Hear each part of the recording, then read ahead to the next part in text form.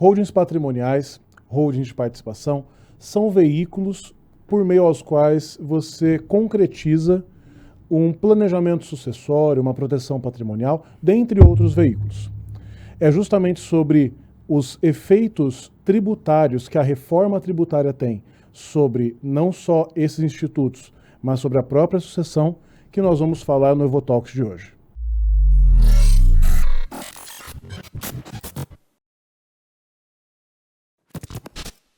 Meu nome é Luiz Felipe Baggio, eu sou co-founder e head de Family Office na Evo Inc.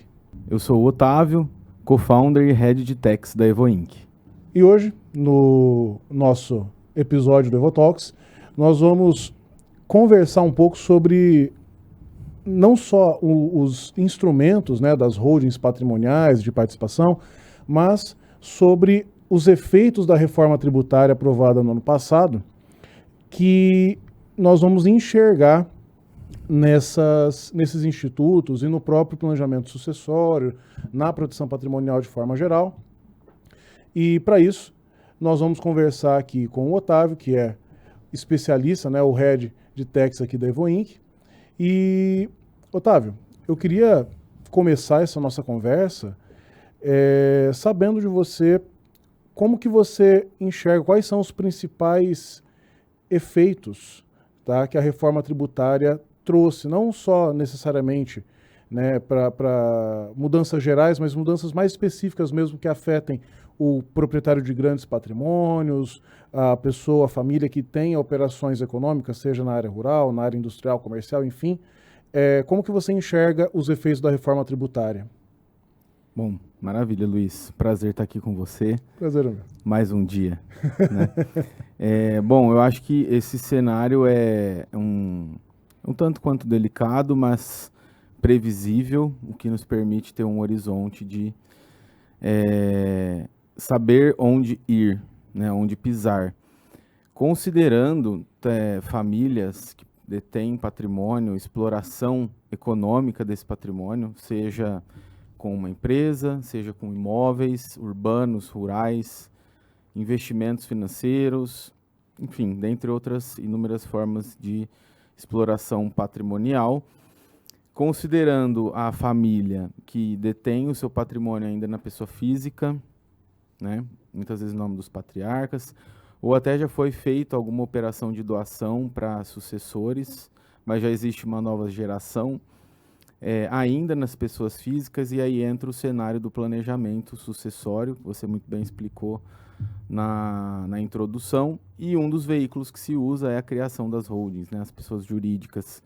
E a partir do momento que esse patrimônio entra na estrutura de pessoas jurídicas, né, eu vou citar aqui um exemplo, que é no caso de imóveis rurais, no caso fazendas, diz que se tem exploração desse patrimônio, seja via arrendamento, seja via contrato de parceria, né? No caso do comodato não tem geração de receita, mas tem o patrimônio ali dentro, né? A reforma tributária, ela, considerando a da PEC, né, não as reformas, pequenas reformas que estão tendo aí com relação ao imposto de renda, mas a reforma tributária da PEC, ela versa sobre toda a reforma sobre a tributação no consumo, né, e tem ali uma parte dedicada ao ITCMD, que é o Imposto Causa Mortes, né. Com relação à tributação sobre a receita, né, a tributação indireta que incide ali sobre o que se explora economicamente, no caso aluguéis, venda de grãos, venda de cana-de-açúcar, dentre muitas outras receitas, quando a gente tem ali, quando se aufere receita dentro dessa pessoa jurídica, né, no caso, por exemplo, da parceria, é segregado, mas o que entra dentro da pessoa jurídica, atualmente a gente tem um cenário de tributação sobre o lucro, com percentuais de presunção, a grande maioria está no lucro presumido, né? Mas a gente tem também a tributação de PIS e COFINS. Tá? E o PIS e COFINS está contemplado na transição da reforma tributária pela CBS. Então, assim, o que a gente enxerga, né? O que nós enxergamos, o que eu enxergo de mudança com relação a isso? Vai haver uma mudança do PIS e COFINS para a CBS. Tá? Pouco se sabe como vai funcionar a CBS em termos de alíquotas, de não cumulatividade, de bitributação, de descontos de crédito. Mas hoje, pegando como exemplo a venda de soja, a venda de cana-de-açúcar, elas estão suspensas de PIS e COFINS. Então, assim, vai haver alguma alteração quando mudar para a CBS e não sabemos ainda qual será a alíquota para isso e se vai haver algum incentivo específico para essas suspensões que existem hoje. Tá? Com relação a aluguel, a tributação do aluguel é muito próxima, apesar de juridicamente não ser considerado uma prestação de serviço, né, o aluguel. A carga tributária do aluguel é praticamente a mesma que da prestação de serviços, porque é uma receita livre de custos, né? São poucos custos ali atrelados a essa receita. Aluguel ou arrendamento. Então, principalmente isso. Com relação ao ICMS, também vai ter a mudança para o IBS, né? E ainda não sabemos o que vai acontecer com relação ao falecido, né, Fundo Rural, atual CPCR. Já com relação ao ITCMD, né, você muito bem sabe, e gentil da sua parte em me perguntar, né, qual vai ser o panorama com relação a isso, mas assim, sabemos que o ITCD, a PEC já foi incorporada na Constituição, né? Então sabemos que agora o ITCD vai passar a ter uma tributação progressiva, né, com um teto de alíquota de 8%. Sabemos que tem um projeto no Senado para dobrar essa alíquota para 16%, mas ainda é projeto. Barato, né? Muito barato. Como eu costumo dizer, 5 gerações o patrimônio acaba só com o ITCMD. Né? 16 vezes 5 vai dar 80, né? Então você põe ali 6 anos, 100% do patrimônio já foi embora. É isso. É para não ter acúmulo de grandes fortunas. E, né? Então, assim, vai ter um escalonamento, né? Uma ordem crescente ali de valor patrimonial, uma ordem crescente de alíquotas, né? Já está incorporado na Constituição, os estados têm que se mexer, porque a gente está falando de algo constitucional que tem que ser colocado em prática. São Paulo saiu na frente, um projeto de lei. Né? 7, né, de 24. Isso. E a expectativa é que ele seja votado ainda esse ano e entre em vigor em 2025. Então, a gente está falando de um patrimônio superior a 9 milhões de reais, vai ter uma tributação de 8%. Atualmente, aqui em São Paulo, 4%. Então, vai dobrar a carga tributária, tá? Tá tendo muito movimento com relação a isso é nítido nos veículos de comunicação. Se vê muito isso, mas eu acho que mais do que isso, além da importância, Luiz, desse rápido contexto da reforma tributária, a gente vê muito no mercado, muitas opiniões diferentes dos especialistas que têm com relação a isso. A gente vê muita coisa grotesca no mercado também. E quem detém esse patrimônio, a gente se depara com isso, Luiz, quase que semanalmente, com pessoas completamente desorientadas sobre o que fazer, o que vai acontecer, qual é o melhor caminho, justamente porque é um mercado que está saturado e criam-se muitas hipóteses para uma coisa que não existem muitas hipóteses. E isso acaba levando muitas pessoas a incorrerem em um erro muito grave. Como que a gente costuma dizer, né? O patrimônio que você leva uma vida inteira para construir vai suceder para uma próxima geração. Ele não deve ser tratado de qualquer forma. É nessas horas que quem paga barato paga 2 vezes. Né? Então, eu acho que é muito bacana, Luiz, é muito oportuno, dado todo o conhecimento que você tem do contexto atual, e muita coisa do contexto atual não vai mudar com a reforma, né? Vai ser basicamente a alíquota progressiva e algumas questões relacionadas a domicílio fiscal, bens no exterior. Mas, assim, eu acho que contextualizar de uma forma mais minuciosa quais são as principais dúvidas com relação a isso, um momento, uma reforma de entendimento, né? As pessoas têm o direito de saber o que é certo e o que não é, porque doação, sucessão, holding, apesar desse termo não soar tão bacana assim no mercado, dada a saturação que esse termo tem,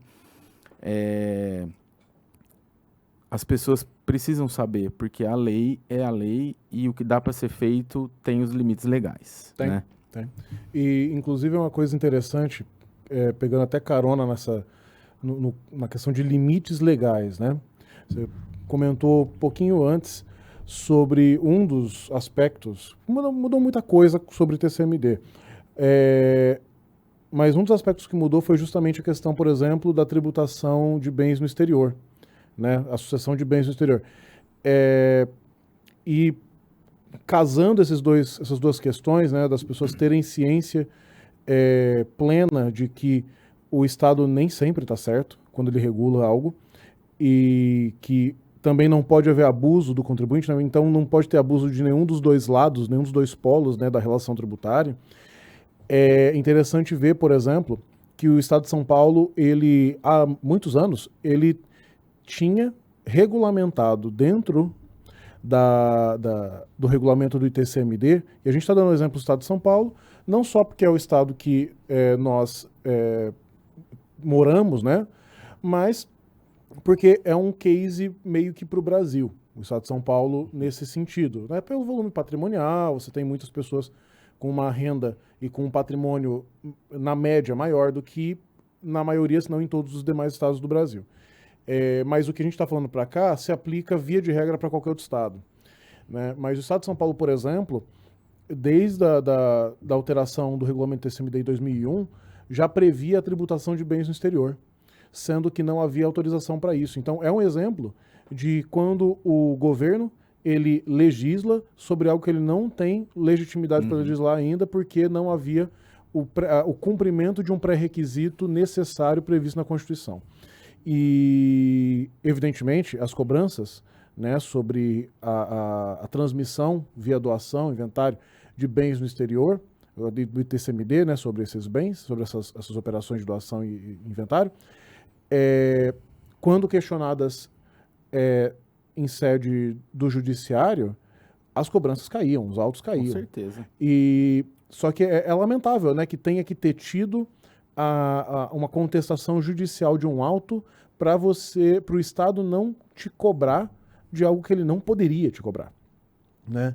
Só que é para isso justamente que existem profissionais capacitados, profissionais efetivamente capacitados para lidar com o contexto não apenas tributário, mas de qualquer outra seara legal. Porque o Brasil tem um sistema legal, sobretudo tributário, bastante rico e complexo. Né? E arrecadatório. E arrecadatório. E faminto. Sim. Né? Mas, ainda pegando carona nesse contexto, acho interessante comentar. Eu vou pontuar aqui o exemplo, se você puder também fazer seus comentários, Sim. acho que vai ser bem interessante. Por exemplo, você comentou que no contexto atual existem coisas que basicamente não vão mudar para o porvir, né, para quando tiver a efetiva regulamentação das alterações previstas na PEC sendo incorporadas na legislação estadual, para o ITCMD. Existem práticas que nem são necessariamente práticas previstas na legislação, mas são práticas que alguns contribuintes acabam se deparando, outros realizam e acabam sofrendo autos, nesse caso merecidamente, por conta de excessos, né, tomados por profissionais não tão bem capacitados. Né? O exemplo que a gente poderia comentar aqui, nesse sentido, seria o exemplo dos, entre aspas, planejamentos sucessórios feitos com base em compra e venda. Né? Sobretudo quando a compra e venda ela não importa, quando essa compra e venda não importa na prática do valor efetivo, né, que seria aplicável numa compra e venda real, e pior ainda quando não há transmissão da contrapartida, né? Quando não tem eu tenho a transmissão do bem, mas eu não tenho a transferência do recurso para o vendedor. Você poderia comentar um pouquinho sobre isso? Esse caso do contrato de compra e venda é clássico, né? O pai vende algo para o filho Isso pode acontecer? Com certeza, né? Por exemplo, um pai tem um carro e surgiu uma oportunidade de trocar o carro, o filho tem interesse em comprar, e o filho tem o dinheiro, paga o pai, tá tudo certo. Como qualquer outro negócio. É feita tipo, houve a contrapartida financeira para transferência patrimonial e não foi uma contrapartida financeira virtual. O pai recebeu o dinheiro do filho e usou esse dinheiro para completar e comprar o outro carro. É que eu falo assim, o direito são fatos narrados através dos atos, né? Então, assim, qual é a narrativa desse ato? A transferência bancária, a compra do outro carro. Então, assim, fatos narrados com atos suspeitos que geram a famosa simulação, né, Luiz? Uhum. E por mais que alguém seja profissional em fazer simulação, como se trata de algo inverídico, falso, errado, não tem como o lastro ficar correto.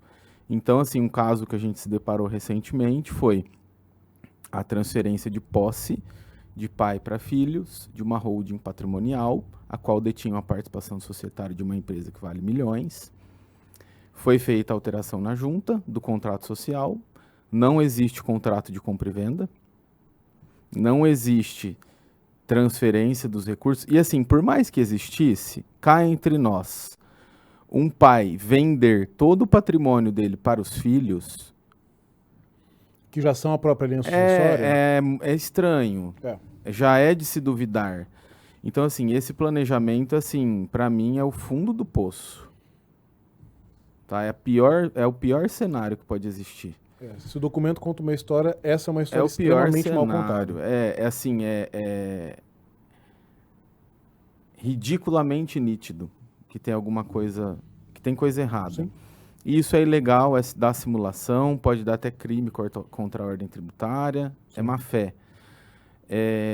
Então, assim, esse caso é bastante interessante, né? E tem um outro caso também, Luiz, que a gente também sempre se depara, que é a famosa cria holding, joga o patrimônio lá dentro, doa as cotas para os filhos. Uhum. Pelo valor de cota, valor integralizado dos bens, que geralmente é o valor de declaração de imposto de renda da pessoa física, põe lá na caixinha, né, igual a gente fala, doa as cotas para os filhos. Parece tão rápido, parece tão simples, parece tão barato, parece certo. Vendem isso com uma roupagem tão simples que chega a ser vergonhoso o que cobram para fazer isso. Chega. Algo tão importante, né, para uma pessoa. Então, assim, os problemas que isso pode gerar, se não for feito da maneira correta, né? Tem gente que joga todo o patrimônio dentro de uma holding e doa. Então, assim, a gente se depara com todo quanto é tipo de coisa. E é geralmente isso que as pessoas têm dúvidas. Sim. Né? Principalmente pessoas que têm um patrimônio superior aí a 500 milhões de reais. A pessoa fica muitas vezes travada porque ela sabe o volume patrimonial que ela tem. E ela não quer escolher um caminho que pareça muito fácil. Isso gera desconfiança. Sim. A não ser se a pessoa for extremamente segura, né, financeiramente falando, num português, claro, muquirana, né, que a pessoa não se importe em colocar em risco o patrimônio dela para pagar pouco. E colocando em risco o patrimônio. Sim. Então, esse caso que é diz respeito da base de cálculo, que é algo também que você detém aí muito conhecimento para explanar um pouco, né? Não, com relação a isso. O interessante sobre os efeitos, né, da reforma e também falando das práticas que já existem hoje, mesmo pré-efeitos de reforma, tem 2 pontos para a gente comentar que eu acho que são interessantes. Primeiro, falar do efeito da reforma. Você bem comentou que com a reforma, por exemplo, em São Paulo, considerando a tabela progressiva que passa a ser vigente, né, a partir do momento da aprovação da alteração do decreto, da lei, nós temos uma tributação de 8% em patrimônios que superem 9,9 milhões. Sim. Só que a alíquota imediatamente anterior é a alíquota de 6%, que, salvo engano, começa em 3 milhões. 3,4 milhões. Então, Muito assim, distante, é né? muito distante. E a alíquota atual é 4. Você pode pensar, talvez a pessoa que esteja vendo pode até pensar, poxa, mas 10 milhões, vai arredondando, 10 milhões de patrimônio é muita coisa. Não é. Não é. Por quê? Entra a questão da base de cálculo. Existem inúmeras discussões sobre composição de base de cálculo para fins de TCMD, e não só em São Paulo, né, do Brasil inteiro, Sim. basicamente. Onde essas discussões acabam sendo menos prósperas, e até na minha pessoal opinião, não posso falar por você, não posso falar por ninguém, mas por mim eu posso dizer que eu considero até que eu enxergo essa falta de prosperidade dessa discussão em outros estados com uma certa desconfiança, porque geralmente são os estados que lançam o ITCMD de ofício e não por homologação, né? Para quem está assistindo, lançamento por homologação é quando você apura o tributo, paga o tributo e aí o estado vai te fiscalizar no momento futuro, que aí você pode ou não ser multado e tal, ou simplesmente o estado valida aquela doação, aquele movimento que você fez. O lançamento de ofício, você informa o estado que você vai praticar determinado ato, ou você simplesmente pratica esse ato, e o estado então te cobra. Ele compõe a base de cálculo, ele te cobra o que ele definiu que deve ser cobrado. Aqui em São Paulo, por exemplo, a gente pode falar do IPVA. O IPVA é um lançamento de ofício, né? Você simplesmente, se você tem propriedade de veículo automotor, você recebe a cobrança do IPVA toda a virada de ano ali, você tem ali, aí vai de estado para estado, formas de pagar. O estado de São Paulo parcela, tal, você pode pagar à vista, enfim. Mas seja como for, independentemente da forma de pagamento, o lançamento do tributo é, nesse caso, de ofício. Em muitos estados que tem o lançamento de ofício do ITCMD, a discussão sobre a base de cálculo ela não é uma coisa tão próspera. Na minha opinião, a gente tem que olhar com uma certa desconfiança para isso, por não ser. Porque o conceito da base de cálculo do ITCMD é um conceito que importa muitos elementos que extrapolam o mundo jurídico. E você olhar por um viés de interpretação fria, meramente dura lex sed lex, sabe? Você acaba você se abre para a possibilidade de interpretar incorretamente qual o intuito do legislador. Então, por exemplo, você melhor do que eu, inclusive, sabe que o tributo não pode ser um confisco. Né? A carga tributária não pode confiscar patrimônio das pessoas. E é um pouco subjetivo também o entendimento do que até que ponto o tributo ele está realmente simplesmente tributando um fato e a partir de que ponto ele se torna um ato de confisco do Estado. Uhum. Né? E nesse conceito, a base de cálculo do ITCMD ela é considerada para praticamente todos os estados como o valor venal sendo um valor de mercado. Né? E o valor de mercado, ele é algo bastante questionável. Exato. Não só o próprio conceito de valor de mercado, mas a própria aplicação do conceito valor de mercado. A forma como ele é determinado. A forma como ele é determinado. Até a gente estava falando um pouquinho, antes da gente começar a nossa conversa aqui, o quão dispar pode ser da realidade efetiva de uma pessoa que realiza uma doação praticar o valor que seria simuladamente o valor que ele praticaria se ele vendesse o bem, só que fazendo uma doação. Veja só, é injusto quase você pensar que eu devo praticar esse valor uma vez que na venda eu tenho efetivo retorno do recurso. Né? Se eu vender esse celular aqui a R$1.000, vai sair um celular do meu patrimônio, mas vai entrar R$1.000 no meu patrimônio. Sim. Se eu simplesmente dou esse celular e sou obrigado a praticar R$1.000 na doação, não vai entrar nada no meu patrimônio. Inclusive, vai dificultar com que eu tenha recurso para pagar a doação. Exato. E não necessariamente o beneficiário tem esse recurso. Exato. Né? Até você poderia comentar um pouco sobre essa questão? Concordo com você, Luiz. Eu acho que assim, a base de cálculo do ITCMD ou ITCD, conforme os estados, é um ponto polêmico, porque é até importante frisar que nós estamos em São Paulo, mas nós atuamos em todo o Brasil, né? Inclusive com planejamento sucessório patrimonial e a criação de family office.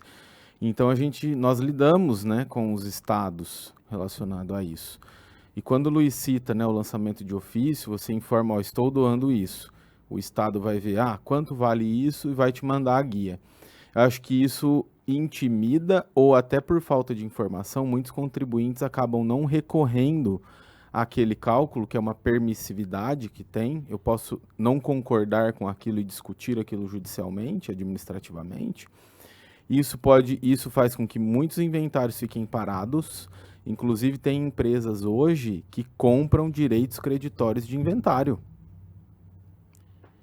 para poder liberar o inventário e ficar com os bens. É um negócio bilionário hoje, de tanto inventário que tem parado.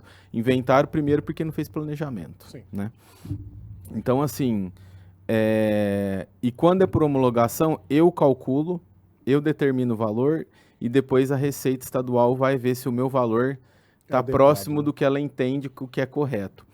Eu penso assim, eu estava falando isso com o Luiz, isso não é algo que os estados entendem, os órgãos arrecadadores, perdão. Então, assim, para mim, o ato da doação, ela é uma operação que tem transferência de propriedade. Isso é inegável, tá? Olha, sinceramente, é uma operação de caráter comercial? Não. Para mim, não, porque esse relógio hoje está de brincadeira. Tá. Então, assim, não tem caráter comercial porque eu estou me desfazendo dos meus bens e não vou ficar com nada. Certo? E óbvio que quando a gente fala transmissão de uma geração para outra, no direito sucessório de família, eu estou dando continuidade da minha posse para os meus herdeiros. Então, para o direito é como se aquele bem permanecesse intacto dentro da família. Tanto que nessa ocasião não existe ganho de capital de imposto de renda. O ganho de capital não incide, porque por mais que eu esteja transferindo a propriedade, vai continuar dentro do seio familiar, né? Então seria injusto tributar um ganho de capital de um bem que eu paguei 100 mil e hoje vale 500 mil, eu pagar 15%, né? Tabela progressiva sobre esse ganho de capital. Agora, quando a gente vai para a seara do ITCMD ou do ITCD, isso é unânime. Todos os estados pensam assim, tá? Principalmente ali em meados de 2015, a gente viu muito essa crescente, né, Luiz? Uhum. Hoje o estado ele quer que você pague o imposto sobre doação sobre o valor de mercado. Né? Cada estado valoriza do seu jeito, mas São Paulo, por exemplo, tem até um comitê de avaliadores, peritos em avaliação. Só que é o seguinte, quando eu pago 100 mil no imóvel, hoje ele vale 500, a minha capacidade financeira, à época que eu comprei, era de 100 mil reais, se eu paguei à vista. Tá? Se eu estou doando esse bem 15 anos depois, valendo 500 mil, é justo eu pagar ganho de capital dentro do ITCMD? Não. Eu oferecer uma base de cálculo de 500 mil reais para pagar um imposto sobre doação? Eu estou calculando o imposto considerando o valor que eu paguei, mais a valorização do bem ao longo do tempo, ou seja, o ITCMD está tributando ganho de capital, sendo que nem o próprio imposto de renda tributa. Óbvio que são fatos geradores diferentes, auferir renda e transmissão causa morte ou doação. Mas, assim, diz muito sobre o quanto aquele bem custou para mim. Porque se eu estou doando, eu não vou ter uma contrapartida financeira, como o exemplo que eu dei do carro do pai para o filho. Uhum. Então, se eu não vou ter essa contrapartida financeira, e você muito bem citou, pode ser que eu não tenha nem capacidade contributiva de pagar esse imposto. Por isso que muito inventário fica parado. Então, eu entendo, você também, que isso é totalmente injusto, é sim discutível, mas tem as vias corretas para se discutir isso, porque isso pode travar toda a operação. Não dá para praticar isso por conta e risco, fazer a doação pelo valor da cota. É injusto, mas não dá para fazer assim tão simples, para pagar 10 mil de TCMD de um patrimônio de 10 milhões de valor de mercado. Nem 8, nem 80, né? Então assim, hoje a gente utiliza, né, Luiz, de técnicas validadas pelos estados de planejamento tributário, que a gente consegue então chegar numa redução de carga tributária de 50% a 80%, pode chegar até 90%, mas que considera a base de cálculo do valor de mercado. Então a gente atinge o mesmo objetivo com a chancela, com a eliminação do risco de autuação, e a gente chega no mesmo resultado. Então isso é muito bacana, né? Sim. É muito rico isso para nós. Sim, e isso é uma questão interessante, sobretudo para a gente remontar aquela ideia que a gente estava comentando no começo, né? Que qual que é um contexto que, assim, com reforma, sem reforma, vai ser um contexto infelizmente verdadeiro. Sempre vão ter pessoas, profissionais despreparados, fornecendo uma solução mágica para resolver o problema. Ou até preparados, sabendo o que estão fazendo. Ou até preparados, sabendo que estão fazendo errado, mas também apostando, vamos dizer assim, na ignorância do cliente. O que é uma coisa de caráter bem duvidoso, né? Uma prática de caráter bem duvidoso. Ou na sorte do fisco. Ou na sorte do fisco também, acendendo a famosa vela de 5 anos. Né? Mas o grande ponto não é, assim, pegando todos os elementos e tantos outros que a gente não vai nem ter tempo de comentar aqui, porque tem muito assunto, né? Tem muito detalhe, né, nessa seara, não é essencialmente simples. Não é. Você tem, para poder realizar um planejamento sucessório, tanto no contexto atual, quanto no contexto pós-reforma, e até diria principalmente no contexto pós-reforma, porque fazendo o exercício que você quiser, a ginástica léxica que você quiser, as alíquotas aumentaram, então a carga tributária está maior. Em São Paulo, o dobro, inclusive, e se aprovar a reforma do Senado, o quádruplo, né, 16% se aprovar a reforma, mas o que já está aprovado e vai valer 8%,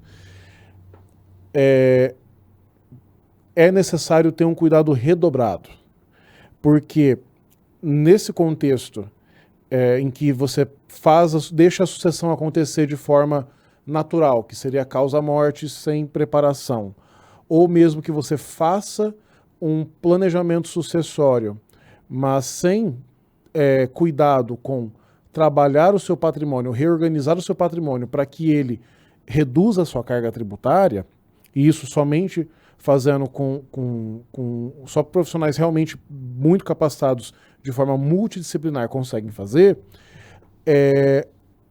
o que nós vamos enxergar é um contexto que uma transmissão gratuita de bens, uma transmissão não onerosa de bens, seja potencialmente mais cara que uma doação, que uma transmissão onerosa, que uma compra e venda, que uma doação custe mais para ser feita do que uma compra e venda. É isso que a gente consegue enxergar, inclusive, dentro desse contexto novo tributário, onde, para fins de sucessão, a sucessão não planejada se torna muito cara, já era cara, se torna muito cara e se torna ainda mais desgastante para o contribuinte. Sim, e muitas vezes inviável, mas aquele inviável impossível. Sim. Conheço casos de inventários milionários que estão parados há anos na justiça, porque a família não tem... Tem muita família que tem milhões em patrimônio, mas não tem liquidez. Uhum. Não tem R$1 na conta não bancária. Não tem R$1 na conta. Então, assim, tá parado, pede autorização para o juiz liberar um imóvel para ser vendido para pagar o inventário, o juiz não libera e aí vira todo aquele imbróglio que a gente sabe, né, Luiz? Mas foi um prazer estar com você aqui. Prazer o meu. Estamos juntos nessa caminhada, sempre se complementando nesses projetos. que são encabeçados por você e pela sua equipe. E é um prazer imenso, uma satisfação muito grande poder participar disso, atuando, né, com as questões tributárias que nos competem aqui na equipe de Tax, poder compartilhar com o pessoal também um pouco da nossa experiência, do nosso entendimento com relação ao assunto, me deixa muito feliz. Eu que agradeço, evidentemente